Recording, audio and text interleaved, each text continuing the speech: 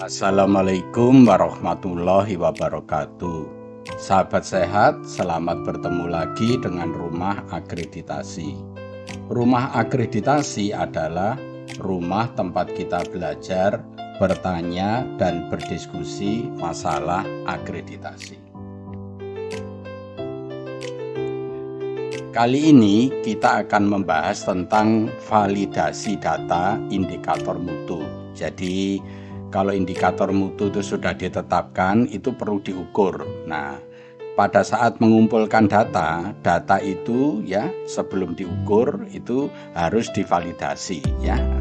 Nah, bagaimana caranya melakukan validasi? Nah, mari kita ikuti tutorial ini bersama Dr. Yanto. Kita pahami dulu tentang pengertiannya. Jadi yang dimaksud validasi data adalah penilaian keakuratan dan kebenaran data yang dikumpulkan. Jadi kalau mau mengukur ya indikator mutu, data itu kan dikumpulkan. Nah, data yang dikumpulkan itu harus akurat, harus benar. Soalnya nanti kalau data itu tidak benar, maka nanti walaupun dianalisa juga hasilnya tidak akan benar. Itu yang dimaksud validasi data. Siapa yang melaksanakan validasi data itu? Ya, boleh komite, boleh tim, boleh petugas. Jadi ini tergantung dari pimpinan fasilitas ya, kesehatan. Jadi saya menyarankan ya kalau tenaganya kurang ya dilaksanakan oleh petugas saja. Tetapi jika jumlah stafnya itu banyak atau jumlah data yang harus diukur itu banyak, maka perlu dibentuk tim ya. Itu tergantung dari pimpinan fasilitas pelayanan kesehatan ya. Jadi sekali lagi yang diberi tugas untuk melakukan validasi data itu bisa tim, bisa petugas ya. Kapan validasi itu dilaksanakan? Ya, yang pertama itu jika indikator itu baru diimplementasikan. Jadi kalau Bapak Ibu di puskesmas ya, di klinik atau di unit transfusi darah ya mau baru melaksanakan indikator ya mutu, maka indikator mutu itu perlu dilakukan validasi data. Jadi sekali lagi, kapan validasi data itu perlu dilaksanakan? Jika indikator itu baru diimplementasikan ya. Yang kedua ya, data itu akan dipublikasikan. Jadi kalau mau dipublikasikan, jadi akan diketahui oleh publik, akan diketahui oleh masyarakat. Data itu perlu divalidasi dulu. Soalnya kalau sekali lagi kalau data itu tidak valid, maka nanti akan memalukan kalau ada kesalahan setelah dipublikasikan. Jadi sebelum dilakukan publikasi, data itu harus dilakukan validasi. Yang ketiga, kapan itu dilakukan? Jika terdapat perubahan sistem. Jadi perubahan sistem itu ya apa aja ya. Misalnya terdapat perubahan sistem pengumpulan data indikator, sistemnya berubah, maka perlu dilakukan validasi. Atau instrumennya yang berubah juga perlu dilakukan validasi. Atau petugasnya yang berganti. Jadi kalau petugasnya ganti juga perlu dilakukan validasi ya. Kemudian yang keempat, jika capaian data itu berubah tetapi perubahannya itu tidak bisa dijelaskan penyebabnya, itu juga perlu dilakukan validasi. Berikutnya yang kelima, jika sumber datanya itu berubah ya, jika kita mengambil data itu sumbernya berubah, misalnya kalau pertama itu diambil secara manual kemudian dirubah menjadi secara elektronik, maka data itu juga perlu divalidasi karena ada perubahan sumber datanya. Kemudian jika subjeknya itu berubah, jadi kalau data itu subjeknya berubah, misalnya umur rata-rata dari pasien itu berubah, atau ada komorbid, atau ada perubahan protokol penelitian dan lain-lain, sehingga ada perubahan yang mempengaruhi subjek itu, maka validitas data juga perlu dilakukan ya. Jadi kalau ditanya kapan validitas itu dilakukan. Jadi ada 6 alasan ini ya. Nanti Bapak Ibu bisa pelajari lagi kapan dilakukan ini. Ya paling tidak Bapak Ibu harus melakukan jika yang kriteria yang pertama tadi, yaitu jika indikator mutu itu baru mau dilaksanakan. Sekarang bagaimana cara melaksanakan validitas data itu ya?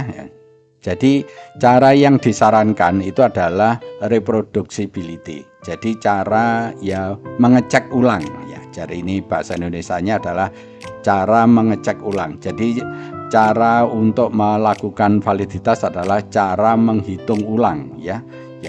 Nah, syarat untuk menghitung ulang itu ya formulirnya harus sama, kondisinya harus sama, populasinya harus sama. Ini syaratnya. Jadi sekali lagi cara untuk melaksanakan ini sebetulnya banyak cara ya. Bisa menggunakan software, ya bisa menggunakan rumus. Tetapi menurut peraturan dari Permenkes itu bahwa untuk melakukan validitas itu cara yang disarankan adalah reproducibility ya, itu cara yang dilakukan.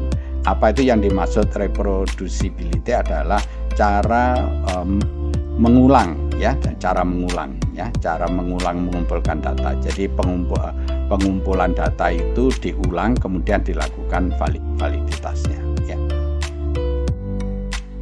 Bagaimana caranya itu? Mari kita ikuti langkah-langkahnya. Pertama harus ditentukan besar sampelnya. Jadi sekarang kita harus menentukan besar sampel. Ada 2 besar sampel yang berbeda ya. Jadi ada petugas yang mengumpulkan data, jadi ada petugas yang melakukan validasi. Jadi ada petugas yang mengumpulkan data, ada petugas yang melakukan validasi ya. Ini cara pengambilan sampelnya berbeda, tapi ini sudah ditentukan, jadi Bapak Ibu tinggal enak mengikuti aturan ini ya. Jadi kalau mengumpulkan data ya, jadi ini data yang dikumpulkan dulu. Kalau populasinya itu lebih besar sama dengan 640, maka sampelnya ditentukan di sini 128. Bapak Ibu tinggal ngikuti ini aja, tidak usah menghitung lagi. Pokoknya lebih besar sama dengan 640, sampel yang diambil 128. Jika populasi antara 320 sampai 639, sampel yang diambil 20%. Jadi dihitung aja 20%-nya ya. Nah, kemudian jika populasinya itu antara 64 sampai 619, maka sampelnya 64. Dan jika populasinya itu kurang dari 64, maka sampelnya adalah 100%. Artinya dari populasi ini diambil semua menjadi responden ya. Itu besar sampel untuk pengumpulan data. Sedangkan besar sampel untuk validasi data itu agak berbeda ya. Kalau populasinya lebih besar sama dengan 460, maka sampelnya yang perlu diambil adalah 48. Nah, jika populasinya itu antara 161 sampai 460 ya, maka sampel yang diambil itu 48. Kemudian jika populasinya itu antara 17 sampai 160, maka sampelnya itu minimal itu 16. Jadi tidak boleh mengambil sampel itu kurang dari 16 atau diambil 10% jika lebih dari ini ya. Jadi kemudian jika populasinya itu 1 sampai 16, maka sampelnya itu diambil 100% ya. Jadi ini adalah perbedaan bagaimana menentukan besar sampel atau pengumpulan data dan fasilitasi data ya. Supaya Bapak Ibu nanti tidak bingung tentang pengumpulan data dan fasilitasi data, nanti akan kita berikan contohnya. Cuma aturan ini tolong dikuasai lebih dahulu. Sekarang cara penghitungan hasilnya ya. Jadi cara penghitungan hasilnya adalah jumlah kesesuaian data dibagi jumlah sampel kali 100%. Jadi menghitung datanya ini formulanya sudah ditentukan. Jadi cara menghitungnya adalah jumlah kesesuaian data dibagi jumlah sampel kali 100% ya. Contohnya misalnya kita beri contoh, jika jumlah sampelnya ada 50 ya, ada 50 orang atau 50 responden. Kemudian jumlah data yang sesuai itu 45. Jumlah data yang sesuai itu artinya jumlah data yang sama yang dilakukan oleh pengumpul data dan yang sama dilakukan oleh validator. Jadi data yang sama itu ternyata jumlahnya 45. Kemudian hasilnya adalah 45 dibagi 50 kali 100%. Cara menghitungnya begini, hasilnya 90%. Nah, jadi itu cara penghitungannya ya.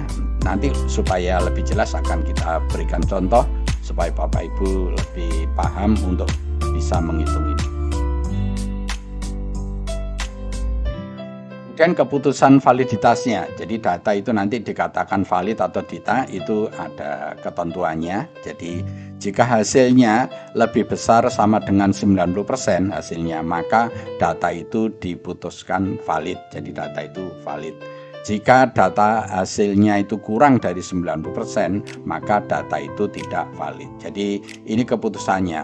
Ya, setelah kita menghitung validitas data, kemudian ternyata hasilnya kurang dari 90%, maka data itu dinyatakan tidak valid. Faktor apa saja yang menyebabkan data itu tidak valid? Ini ada beberapa faktornya.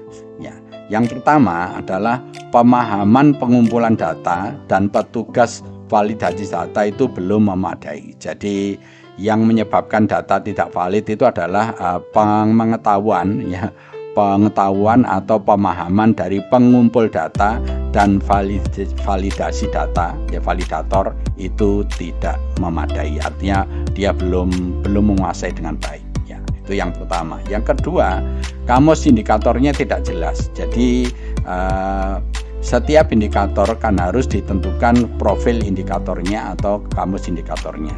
Bapak Ibu bisa melihat atau video tentang kamus indikator ini atau tentang profil indikator yang telah saya buat.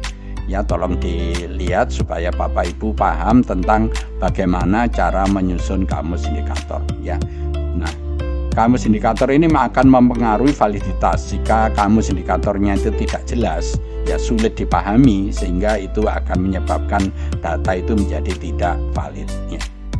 Kemudian yang ketiga, perbedaan pemahaman tentang definisi operasional. Dalam kamus indikator itu dijelaskan tentang definisi operasional. Nah, definisi operasional harus dipahami yang sama ya antara pengumpul data dan validator data. Soalnya kalau itu dipahami tidak sama, itu akan menyebabkan data kita menjadi tidak valid. Kemudian yang berikutnya, yang keempat adalah keterbatasan waktu pengumpulan data. Jadi kalau waktu itu waktu pengumpulan data itu waktunya terbatas, sehingga kita melakukan tergesa-gesa, itu juga bisa menyebabkan data itu menjadi tidak valid. Jadi untuk mengumpulkan data ini nanti Bapak Ibu harus memberikan waktu yang cukup agar tidak tergesa-gesa mengumpulkan. Berikutnya adalah kesalahan dalam melakukan penginputan data. Jadi data tidak valid disebabkan karena enter datanya itu keliru. Jadi data itu setelah dikumpulkan kan perlu di-enter supaya bisa direkap ya. Nah, pada saat melakukan enter itu bisa saja terjadi kekeliruan. Kekeliruan itu yang juga bisa akan menyebabkan data itu menjadi tidak valid ya. Kemudian penggunaan sumber data yang berbeda. Makanya tadi disebutkan bahwa syarat untuk melakukan validasi adalah sampelnya itu harus sama, kondisinya harus sama, caranya, instrumennya juga harus sama. Kalau itu tidak sama, ya berarti nanti akan memberikan hasil yang berbeda. Ya, kalau pengambilan sampelnya berbeda, berarti nanti hasilnya juga akan berbeda.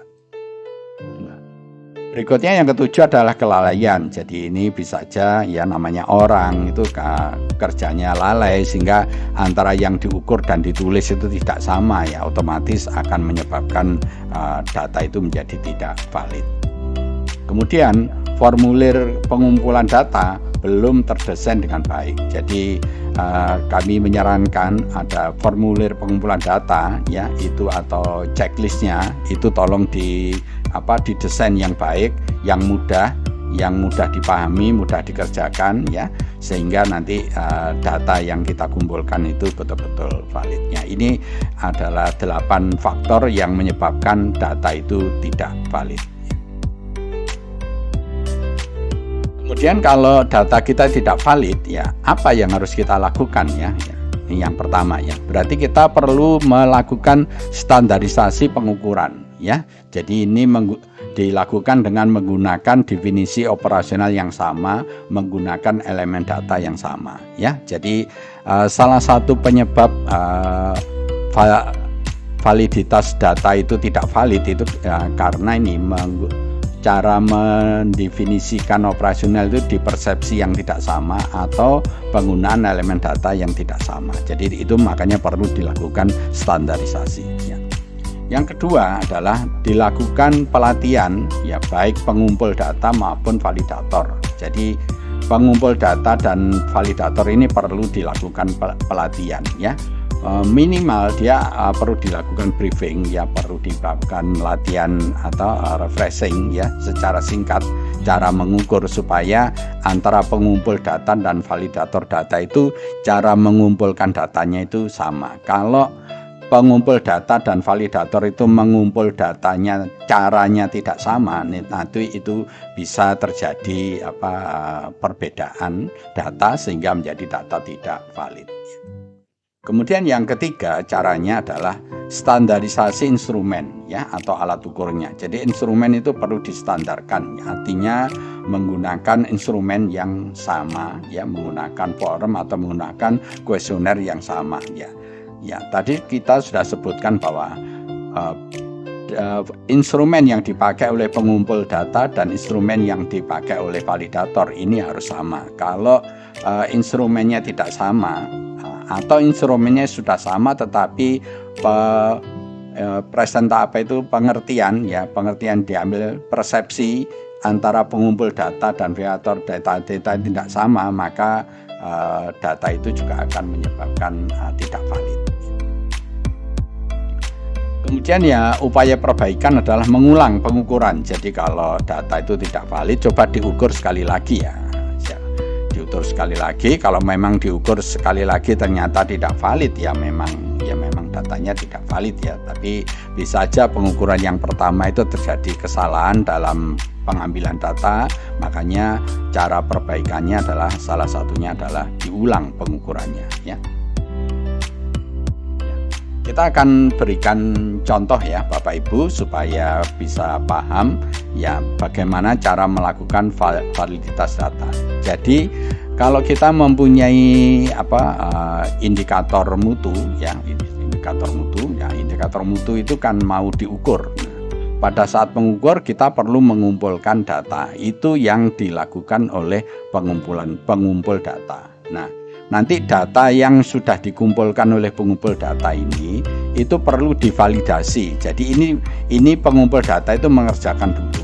Nah, setelah ini selesai baru dilakukan validasi oleh validator. Jadi cara mengerjakannya ya, pengumpul data ini mengumpulkan data dahulu sampai selesai ya.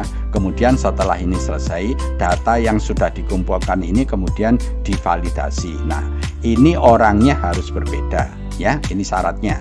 Jadi kalau yang pengumpul data ini si A, maka validatornya harus si B. Tetapi caranya mengumpul data, kuesioner yang dilakukan dan kondisinya antara yang dilakukan si A dan antara yang dilakukan oleh si B harus sama ya. Itu yang perlu Bapak Ibu perhatikan ya. Kita berikan contohnya. Jadi kita mau mengukur ya misalnya indikator mutu tentang kebersihan tangan ya. Yang mau kita ukur sekarang adalah indikator mutu kebersihan tangan. Nah, berarti nanti yang validator ini juga mengukur tentang kebersihan tangan yang sama ya. Kemudian yang kedua, nah nama petugasnya Fulan ya. Jadi ini nanti nama petugas untuk validator ini harus berbeda ya. Kemudian populasi nakes yang kita beri contoh. Jadi nakes yang mau dikumpulkan datanya ya, patuh atau tidak terhadap kebersihan tangannya ini kita buat contoh 100 orang ya. Jadi kemudian kalau populasinya 100 maka sampelnya ya, besarnya sampel data itu 64 ya. 64 ini berdasarkan rumus yang sudah kita jelaskan sebelumnya ya, nanti Bapak Ibu bisa kita lihat lagi. Jadi saya ulang lagi supaya nanti Bapak Ibu jelas. Jadi ini kita mau mengumpulkan data ya tentang pengukuran indikator mutu kebersihan tangan. Kebersihan tangan berarti yang dilakukan pengukuran itu adalah nakes itu patuh atau tidak dalam melakukan kebersihan tangan. Harus ditentukan petugasnya, misalnya petugasnya namanya Fulan. Kemudian populasi dari nakes berapa ya? Populasi dari nakes itu dihitung semua, baik dokternya, bidannya, perawat ya. Ternyata jumlahnya 100 orang. Kemudian kalau jumlah populasinya 100 orang berarti sampelnya 64 orang. Berarti 64 orang ini adalah yang harus diukur ya, dikumpulkan datanya oleh pengumpul data. Setelah ini selesai baru dilakukan validasi. Nah, validasi ini jadi validator ini baru bekerja setelah pengumpul data ini selesai ya.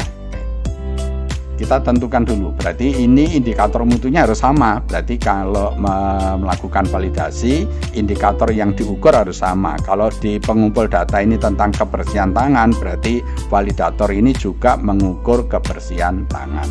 Nah, kemudian petugasnya ini harus berbeda. Tidak boleh antara pengumpul data dan validator ini dilakukan oleh orang yang sama. Tidak boleh. Orangnya harus berbeda. Jadi kalau pengumpul datanya ini petugasnya Fulan, ini validatornya petugasnya misalnya Fulana. Jadi ini harus berbeda. Nah, kemudian populasi. Nah, untuk populasi ya ini Bapak Ibu harus lakukan. Validasi adalah validasi datanya ya. Validasi data nakes itu 64 orang. Berarti ini kan data yang dikumpulkan oleh pengumpul ini kan berjumlah 64. Lah, 64 ini yang menjadi populasi ya, populasi validator. Jadi populasi dari validator itu 64 orang. Ini diambil dari sini. Jadi ini yang penting ini supaya tidak keliru. Jadi sekali lagi jumlah sampel di pengumpul data itu berubah di sini menjadi populasi. Populasi dari nakes jumlahnya 64. Kalau populasinya 64, maka sampelnya adalah 16 ya, 16 orang. Jadi nanti ini perbedaannya. Kalau pengumpul data tadi mengumpulkan data sebanyak 64 orang, tetapi untuk validatornya cukup 16 orang. Nah, 16 orang ini diambil dari 64 orang yang sama ini. Tidak boleh dilakukan pada sampel yang berbeda ya, pada orang yang berbeda tidak boleh. Jadi ini harus uras yang sama. Jadi orang yang nakes ya, nakes yang diukur oleh ini petugas pengumpul data dan yang dikumpulkan oleh validator ini syaratnya harus sama. Cuma yang berbeda adalah cara menentukan populasi dan cara menentukan sampelnya. Dengan penjelasan ini Bapak Ibu supaya bisa paham. Kalau masih belum paham nanti Bapak Ibu bisa menulis di komen ya. Nanti akan kita jelaskan. Syarat melakukan validasi ya. Jadi untuk melakukan validasi ada beberapa syaratnya. Yang pertama, petugasnya harus berbeda. Tadi sudah disebutkan antara petugas pengumpul data dan petugas validator itu harus berbeda. Artinya harus orang yang berbeda, tidak boleh dilakukan oleh orang yang sama. Kemudian sampelnya itu harus sama. Jadi sampel yang diambil oleh pengumpul data itu sebagiannya harus dilakukan oleh validator. Jadi sampel yang digunakan oleh pengumpul data dan validator itu harus sama ya. Kemudian kondisinya harus sama. Jadi kalau pengumpul data itu mengumpulkan data itu misalnya pada pagi hari ya, harusnya juga dilakukan pagi hari. Kalau ya pengumpul data itu melakukannya pada hari Senin, ya itu sebaiknya juga dilakukan pada hari Senin. Karena antara hari Senin dan hari yang lain kan kondisinya bisa berbeda. Jadi nanti itu akan memberikan hasil yang berbeda kalau yang pengumpul data itu mengumpulkan data pada hari Senin, sedangkan validator mengumpulkan pada hari Sabtu. Itu sesuatu yang sangat berbeda. Nanti hasilnya menjadi tidak valid. Jadi kondisinya harus sama. Jadi tolong diperhatikan ini sebelum melakukan validasi. Jadi petugasnya harus berbeda, sampelnya harus sama, dan kondisinya juga harus sama. Ini adalah syarat untuk melakukan validasi. Kemudian yang keempat adalah instrumennya harus sama. Jadi ini instrumen adalah alat untuk mengukur data atau alat untuk mengambil data itu yang dipakai baik oleh petugas pengumpul data maupun validator harus menggunakan instrumen yang sama. Ya. Setelah selesai ya, kita akan berikan contoh. Jadi tadi ada data yang dikumpulkan oleh pengumpul data dan ada data yang dikumpulkan oleh validator. Nah, ini kemudian kita kita cross ya. Supaya kita bisa mengetahui hasilnya valid atau tidak ya. Jadi Bapak Ibu membuat tabel seperti ini nomornya, kemudian ini pengumpul data, hasil pengumpul data, kemudian ini hasil yang dilakukan oleh validator, terus ini keputusan hasilnya, nanti dikatakan valid atau tidak. Nah, kemudian tadi kan respondennya 16, jadi Bapak Ibu menulis 1, 2, 3, 4 dan seterusnya sampai 16. Jadi ini disusun ke bawah seperti ini. Jadi Bapak Ibu akan membuat tabel seperti ini dan ini diukur di barisnya ini sebanyak respondennya. Tadi contoh untuk kita 16, berarti ini sampai 16. Kalau nanti respondennya 50 ya berarti ini ke bawah sampai 50. Ya, kita akan memberi contohnya untuk bagaimana cara menentukan hasilnya. Yang pertama, ya responden yang pertama. Responden yang pertama dia ini kan mengumpulkan data tentang nakes ya, tentang kebersihan tangan. Ya, hasilnya apa kita tulis di sini. Ternyata hasilnya pertama itu patuh. Berarti petugas nakes yang pertama itu patuh dalam melakukan kebersihan tangan ya. Kemudian responden ini juga harus diukur. Respondennya harus sama. Respondennya yang dilakukan oleh pengumpul data ini harus sama. Nah, ini kemudian diukur oleh validator ya. Ternyata hasilnya patuh juga. Jadi yang dilakukan oleh pengumpul data hasilnya patuh, kemudian yang dilakukan validator hasilnya patuh. Kalau patuh dan patuh berarti sama, ini hasilnya valid gitu ya. Kemudian ganti ke responden kedua ya. Responden yang kedua yang dilakukan oleh pengumpul data, misalnya datanya patuh ya, dia melihatnya petugas nomor 2 ini patuh. Kemudian validator melihat petugas yang kedua ini tidak patuh. Jadi ini ada perbedaan antara pengumpul dan validator. Kalau ada perbedaan, di sini patuh, di sini tidak patuh, maka hasilnya adalah tidak valid ya. Ya, ini perlu Bapak Ibu perhatikan. Jadi kalau sama itu valid, kalau tidak sama seperti ini itu menjadi tidak valid ya. Kemudian yang ketiga ya, responden yang ketiga diamati oleh pengumpul data, dia itu tidak patuh. Kemudian diamati oleh validator, ini respondennya ini harus sama, diamati oleh validator itu patuh. Nah, berarti ini juga tidak sama antara pengumpul data dan validator ini melihat sesuatu yang tidak sama. Pengumpul data mengatakan tidak patuh, tapi validator mengatakan patuh. Berarti ini tidak sama. Kalau tidak sama berarti hasilnya tidak valid ya. Itu Bapak Ibu teruskan sampai responden yang terakhir, yaitu responden nomor 16. Sekarang kita lihat yang nomor 16. Nah, responden nomor 16 ini pengumpul datanya melihatnya dia tidak patuh ya. Jadi responden nomor 16 diamati oleh pengumpul data, dia tidak patuh. Kemudian dilakukan oleh validator di lain waktu ya. Ternyata hasilnya tidak patuh juga. Berarti ini sama. Kalau tidak patuh dan tidak patuh sama, berarti hasilnya valid. Ini Bapak Ibu cara melakukan ya, cross check antara pengumpul data dan validator, nanti hasilnya Bapak Ibu tentukan valid atau tidak valid.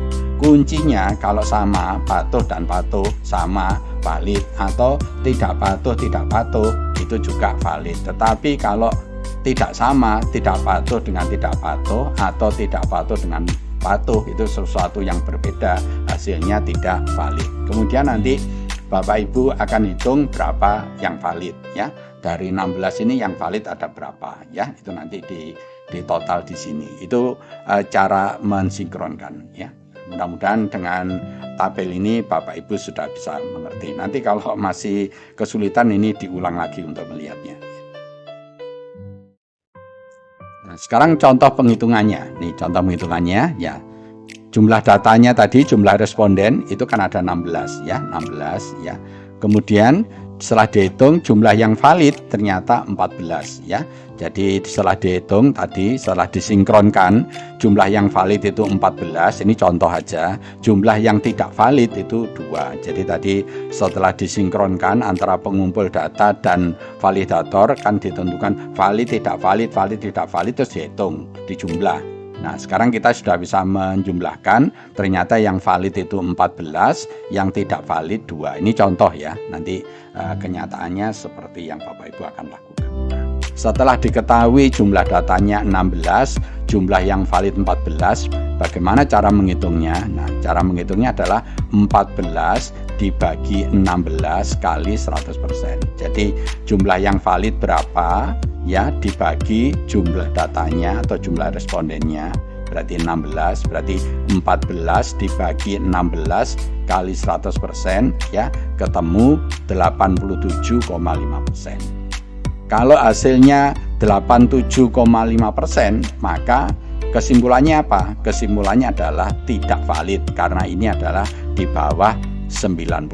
Syarat dikatakan valid itu jika hasilnya lebih besar sama dengan 90%. Karena dalam contoh ini ketemu 87,5%, maka kesimpulannya data tidak valid. Nah, itu berarti harus dicarikan penyelesaiannya seperti yang saya sebutkan di atas. Begitu Bapak Ibu cara melakukan validitas data. Sekali lagi jika Bapak Ibu masih bingung, silakan nanti menulis di komen, akan kita jelaskan. Atau paling tidak Bapak Ibu akan melihat video ini sekali lagi supaya Bapak Ibu bisa menghitung bagaimana cara melakukan validitas data. Terima kasih telah menonton video ini. Ya, jika video ini Bapak Ibu anggap baik ya, beri kami like ya. Jangan lupa lakukan subscribe ya. Kalau ada kesulitan tulis di komen, dan yang penting adalah ya, tolong ini kami dibantu share ya kepada saudara-saudara kita yang lain ya, pada saudara-saudara kita yang memerlukan cara melakukan validitas data supaya ilmu ini bisa dipahami dengan baik ya.